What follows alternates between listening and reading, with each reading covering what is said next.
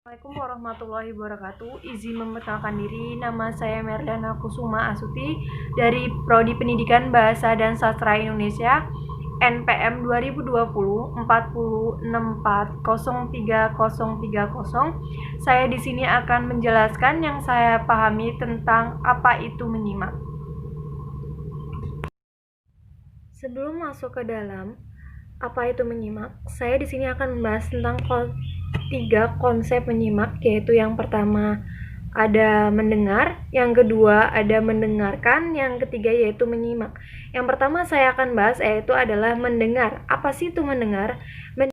Mendengar yaitu yang pertama tidak disertai sengaja, yang kedua yaitu tidak memahami apa yang didengar. Contoh yang mendengar yaitu pada saat kita mendengarkan suara mobil saat kita belajar, kita hanya mendengarkan tapi kita tidak memahami apa tujuannya.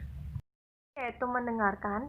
Mendengarkan ada dua unsur. Yang pertama ada unsur kejadian, yang kedua yaitu tidak diikuti unsur pemahaman atau karena sumbernya belum sebagai tujuan. Contohnya yaitu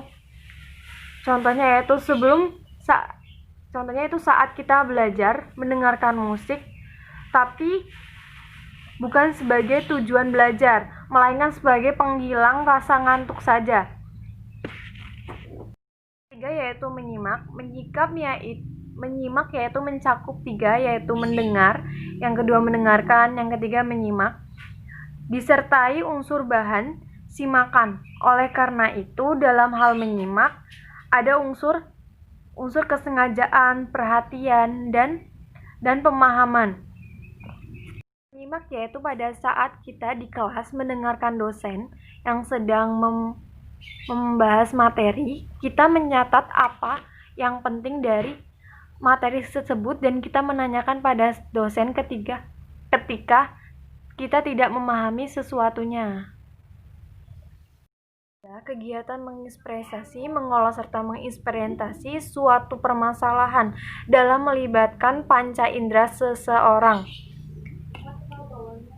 Para ahli yaitu pertama menurut Tarigan, menyimak ialah suatu proses kegiatan mendengarkan lambang-lambang lisan dengan penuh perhatian, pemahaman, aspirasi, serta inspirasi untuk mengolah informasi, menangkap isi atau pesan serta memahami makna komunikasi yang telah disampaikan oleh pembaca melalui ujaran atau bahasa lisan. Yang kedua yaitu menurut Addison, menyimak sebagai proses besar, mendengarkan, mengenak, serta menginterpretasi lambang-lambang lisan. Yaitu tujuan menyimak. Tujuan menyimak yaitu untuk belajar, yang kedua menyimak untuk menikmati keindahan audio, yang ketiga menyimak untuk mengevaluasi, yang keempat menyimak untuk menginspirasi materi simakan, yang kelima menyimak untuk mengkomunikasi ide-ide yang disimak, yang keenam yaitu menyimak untuk mengkomunikasi ide-ide, yang ketujuh yaitu menyimak untuk membunyikan bunyi-bunyi, yang ke-8 menyimak untuk memecahkan masalah, yang selanjutnya yaitu menyimak untuk meyakinkan. Menyimak yaitu pertama menyimak intensif. Saya akan menjelaskan tentang menyimak intensif adalah sejenis kegiatan menyimak yang berhubungan dengan hal-hal lebih umum dan lebih berbebas terhadap suatu bahasa, tidak perlu dibawa bimbingan langsung seorang guru. Yang kedua yaitu saya akan menjelaskan tentang menyimak intensif. Menyimak intensif adalah menyimak yang diarahkan pada suatu yang jauh lebih diawasi, dikontrol terhadap suatu hal tertentu.